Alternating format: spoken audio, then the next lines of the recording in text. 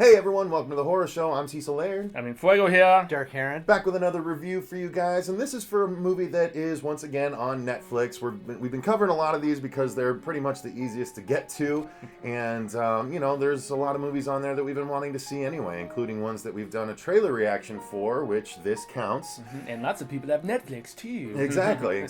So it's fun for you guys, fun for us, and let's get to it. Today we are reviewing The Windmill. The Windmill. Which is I don't know if it was actually released originally in another country, or was it just filmed in another country? Or I have no idea. Okay, cool. No background on this one. Yeah. But I say that because someone said that it was called like Der Windmill or something like that. Not exactly that, but so I think it did originally start elsewhere, but with these American actors. Yeah. So this was an interesting one, I think. I hope it's going to be an interesting review because I have some thoughts on it.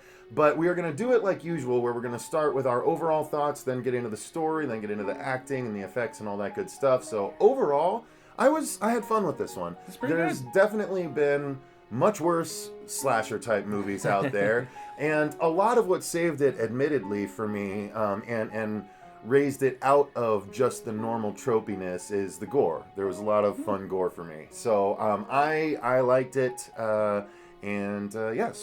Fuego? I was much more impressed with this than I expected to be. I thought from the trailer that we did that the, slasher, guy looked cool, but I thought the mythology that they built was actually pretty interesting. That was what kind of saved this movie for me. The characters were a little paper thin at times, but they still did the best with what they could. The performances weren't that bad, and yeah, it was an above average slasher for me. So, Derk? Yeah, I thought the premise was pretty good for the most part, and there was some really cool practical effects in it with the kills and stuff, and but I don't know, there was some effects that kind of took me out of it a little bit, especially near the end. Yeah. I think we're all going to have the same opinion on that. But I enjoyed it for the most part. I think that it could be a good series of movies if they continue. I agree. Although, not much leeway with location when it comes to these movies. But anyway, so essentially the story is you're following this Aussie girl, and she runs across this bus that is going on this tour of it's a windmill tour, and you sort of meet all these random characters before they all assemble on this bus. But you're mainly following this Aussie girl who gets to the bus but doesn't have a ticket, but the bus driver's like, oh, it's okay, always room for one more sinner, just kind of joking with her. Yeah. And they get on the bus and they start driving towards their first stop on the tour. And they actually make a stop at a different windmill first, right? Yeah. So, I don't know, you want to run with it from there, Fuego, so I'm not dominating? Yeah, no, you're good. So, it's interesting because each of these people have kind of a proverbial secret of sorts, and they each get their own little introduction, and they all end up on this tour, and after the first stop, the bus ends up breaking down, and that's all because of one particular character thinking she sees something, and it's really obvious that it wasn't there, but nonetheless, she's kind of the proverbial final girl, this Aussie chick, and she has kind of a dark past that's hinted at, but you learn, more so as the film goes on. And Derk, do you want to take it from there? I mean, that's pretty much most of the premise, right? Well, until they arrive. Well, yeah, and then slowly but surely, people start getting picked off by what they call, what one person calls the master, and he's like carrying this huge scythe and he chops people up, but he also he creates these images to his victims that lure them in. He makes them relive whatever their dark secret is, and they all kind of hallucinate. Yeah. So, even though the Aussie girl, she has mental problems where she does see things and she takes medication for it, other people start seeing things as well. And so at first they think she's crazy and they tie her up and everything, and then they start to realize that she's telling the truth. So, and then should we tell the whole movie? Or? No. I mean, that's about as far as you go, and then death ensues when hallucinations begin at this Windmill. So exactly, and things are revealed, secrets are outed, and it's a matter of who can survive this this sort of supernatural madman.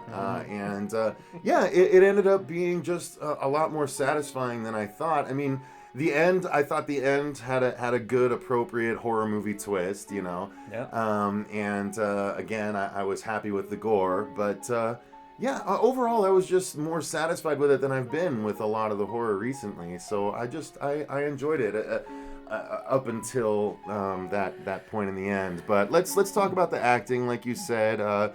Some of it was pretty give or take, you know. Yeah. You could take them or leave them, you know. Some of them were okay, the rest of them were. There was one that is currently playing, or up till the point I'm watching the show, he's Hitler on Preacher. And he was also the manager of Stillwater and Almost Famous, yo. Oh, okay. Yeah, that guy's the shit. He was also on Game of Thrones as well. Oh, yeah, okay. And he was in the Lara Croft movies with Angelina Jolie. He's been in a shit ton of stuff, so yeah. So yeah, there's a bit of good acting in there. Not all of them are just kind of okay, but a lot of the younger ones are just kind of okay, in my opinion. Yeah, the Asian guy that doesn't speak any English. Yeah, that was a little rough. Yeah. Well, yet there was an international influence because the movie starts in Amsterdam, and so it's all of these like travelers for the most part. You know, you've got like, I think he was either British or somewhere in the UK, this guy and his son, and then you've got the Asian traveler, like you said, and then there's a girl who used to model in Japan, But she's French. Right. Yeah, so and so she knows a little bit of the Japanese to kind of translate from him and stuff. But so yeah, it's an eclectic bunch. I mean, they do the best they can with what they're given, but it is kind of tropey horror slasher movie, you know, at times. So let's talk about the effects then. And at first I was worried that we weren't going to get gore because one of the earlier kills like kind of happened. They cut away before it happens, and I was like, really? But then it turned out that it was a bit of a fake out, and I was like, oh, okay. And then when we finally started to get it, it was good, and so much so that there started to be little moments of throwaway gore, which I really enjoyed, where at one point... The intestine part? Not the intestine part, no, just the part where when a certain... guy is leading a couple people into the windmill, and he just kind of boots the top of someone's head off the bridge so they don't see it real quick. Oh yeah. I thought little things like that, or I enjoy things like that because it's like, they're definitely not shying away from it. And yet they saw that kill on the phone, remember? So it was like, why was he I don't know. I don't know either, but yeah, overall I liked all the practical for sure. Yeah. Any other thoughts on the practical? You all enjoyed it? I like the look of the guy's weird, like, deformed, burned down face, this killer, and his mythology was also cool, too. You know, the fact that how he got this particular position, I get that would be jumping back to storytelling, but his look was cool to me, and I liked his sickle, scythe, whatever you want to call it, thing that he was carrying around. That was dope. And there was one kill in particular that I thought was explained in a silly manner, involved some drowning, but... yeah, aside from that, I thought all the other kills were very satisfying and cool. So cool. Yeah. Dirk? Yeah, the practical effects were cool, but I think once you get into the digital portion of the movie, those effects were pretty rough. Yeah, a lot of post-production fire. I That must just was also not super good. chime in that I thought the Dutch countryside and everything, it was filmed very well. It was a good-looking movie. Yeah, but I thought it was especially a little... for a first-time director. I thought it was a little too bright, though. Think so? Yeah, at I thought it times. was way dark at times, too. You Really? know? And yeah, especially when they were walking through... you know, the windmill, darkened areas, and some of the shadowing as they were walking through. I mean, I don't know. There was one point where, you know, it's pretty light, actually. I felt when I watched the movie. Maybe it's just my old ass TV. And they walk by the dead bodies. It was just like, and you know, they're in plain sight. And it wasn't until later that like the next scene where it's a much darker scene, and then they finally put the flashlight on it and stuff. So it was just I don't know, like it was pretty basic, you know, cinematography for the most part, but it didn't blow me away, but it wasn't bad. It's so bad that it drew me out of the movie. It didn't look horrendously low budget, in my opinion, especially for a first-time director. Yeah. So, or first-time big-budget feature director, because he's done some shorts and other stuff. But... and then there was like some smoke effects that were pretty silly too, and a melt effect that looked really crappy too. Yeah. and that when you were talking about the drowning kill, that was a little goofy. Yeah. Although there was a part where a character is trying to like do almost like a seance type thing, and there was like a smoky, ghosty looking thing. Was that the one you were referring to that you didn't think looked good? I actually thought that looked good personally. I thought you were referring to the the ghostly thing towards the end. Well, there's that as well. Like, Yeah. oh man. Yeah, it was almost the same effect. Oh, okay, yeah.